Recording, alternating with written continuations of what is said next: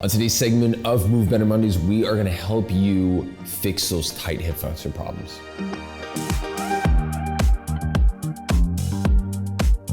What's going on, guys? Welcome to another Move Better Mondays, where we help you move and perform better. Before we get into that, if you haven't yet subscribed to our channel, hit that subscribe button down below. Hit that bell icon so you can get notified when we post, or when I post, another episode. Now, in today's episode, we are going to be talking about a very common issue that appears amongst a lot of athletes. It doesn't necessarily have to be with athletes, but it's just common with athletes. Now, as an athlete, you are more likely to be exposed to a specific repetitive pattern, whether it be something like hockey, where you're going to spend all of your time in a bent hip position, or you're a runner, you're spending a lot of time standing up and moving consistently over a long period of time, or even if you're not an athlete and you just spend a lot of time seated in a chair, seated in your car for a long drive, all of these are really just recipes for tight hip flexor issues. Now, this problem, if left untreated, will probably lead to either injuries or probably poor mechanics and low performance, meaning you're probably going to start using a different muscle because you don't have that freedom of movement at the hip, and you're going to start looking for movement elsewhere in the body, which is also going to likely lead to an injury, but also just lead to just poor performance and not living up to your potential. Now, the issue revolving around all of this is that, unfortunately, you can't change what you do in your day. You can't just change the way you sit. You can't change the way you play your sport. You can't change the fact that you are a competitive athlete. You can't change the fact that you're doing a lot of these things throughout your day, because a lot of them don't really become practical to remove out of your life.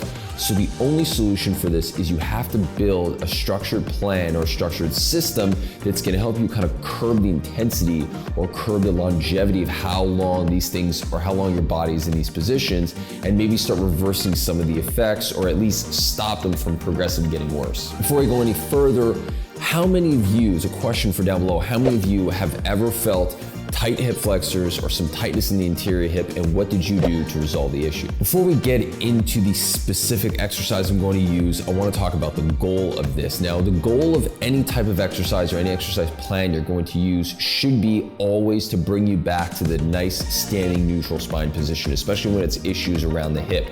So your goal is to really start allowing your hip to fall back from this anteriorly tilted position, which is going to be likely the issue you're going to be dealing with, bringing you back to a nice standing position where your hip is going to be in a nice favorable position so that all the other muscles that are supporting it or surrounding it can fire. So you won't just be relying on a tight hip flexor to fire. You're going to get the hamstrings, other hip flexor muscles like the quads, everything's going to start kind of bouncing out. Your glutes are going to start turning on. So there's going to be a lot of different things that are going to start happening with our process and the one I'm about to show you. But the end goal in this is essentially going to be to get you back to a nice standing position where your body's going to be nice and straight and you're going to be able to function properly. Now, this is a 3-step process, with the first step being foam rolling and soft tissue work. The areas that you're going to want to work on are going to be the quads and the hip flexor here to start things off. So you're going to want to get a foam roller and start going through the foam rolling process of starting with the foam roller, working through basically from about mid to upper thigh, and then eventually going down and getting the bottom of the thigh. And you want to spend some time working through that area. You don't want to just rush through it, trying to get through it once, but you want to work through that, take your time going through it, and really start working out all the knots that are in the muscles. The second area you're going to want to work is the hip flexor. You're going to want to take a lacrosse ball or a baseball. You're going to place it just on the inside towards the center of your body of the hip bone. Once you get it there, you're gonna be applying you're gonna be rotating your body, putting your weight down onto the ball, and allowing yourself to just kind of move gently through that area. You might notice this area to be a little bit sensitive. You wanna make sure that you're not on the bone itself, and just on the inside of it towards the center of your stomach. Now, you're gonna move up and down and into small circles through that area. Just start working through any of that tension and start releasing some of the tension that could be coming from the hip flexor. This is going to allow us to really eventually stretch it, open it up, and get some movement capacity out of that joint. And that's going to give us something to work with when we move into the next few steps. The third place you're going to want to work on is your glutes. Now, your glutes are probably not going to be overly tight in this scenario, but what they might be is they might be inactive. So you're going to do this by basically just sitting down, crossing your leg, rotating to the side you're gonna be working on, and just as I've always explained, taking that 1 to 2 inches per second speed and kind of working through that entire muscle. You gotta remember, you gotta have to rotate because the glute does wrap around towards the side a bit more. So you're gonna need to really expose it by wrapping and rotating your body up and down. You don't necessarily need to have your legs crossed or leg crossed over. You can do this with your legs side to side, side by side, and just really just rotating your body to the side that you're gonna be working. That brings us to step number 2, which is going to be activating. Now, I wanna put little asterisks on the side here. Usually I always tell people that when they're warming up to go full mobility stretching, basically trying to create some movement at the joint, and then end with activation. In this case, we're gonna flip it, the bottom 2, and we're gonna go step 3, then step 2. So you're gonna go activate first, then, which is going to be our step 2 in this scenario, and then we're going to go to a step 3, which is going to be stretching it out. The second thing this is going to do is it's going to allow us to take advantage of something called reciprocal inhibition. Basically, what that means is if I'm activating my glutes and my hamstrings, which are hip extensors, then my hip flexor joints, so my psoas and my iliacus, are going to have to release, and also my quads.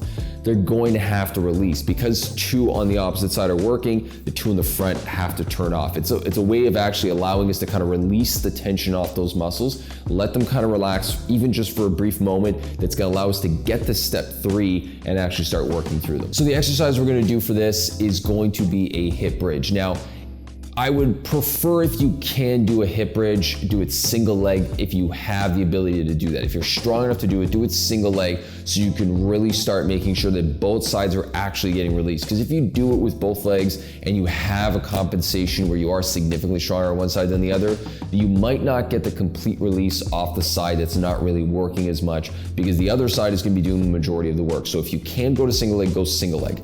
Now what you're gonna do is, if you are doing a double leg, I'm gonna show you double leg. If you're doing it single leg, basically just lift one leg off the ground, you're good to go. If you're doing it single leg, your knees are gonna be bent at around 90 degrees. You're gonna place your hands onto the ground beside you. You're gonna activate your core, which is an important component here. While you're lying on your back, try to get your spine into a nice neutral spine position. That doesn't mean crushing your back into the ground. That means just getting yourself to a neutral spine position and then pushing through your entire foot to get your butt up into the air. What you're gonna do is you're gonna hold it up there for about 10 seconds.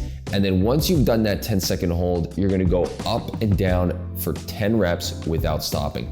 That's it. Very simple, up and down 10 reps without stopping.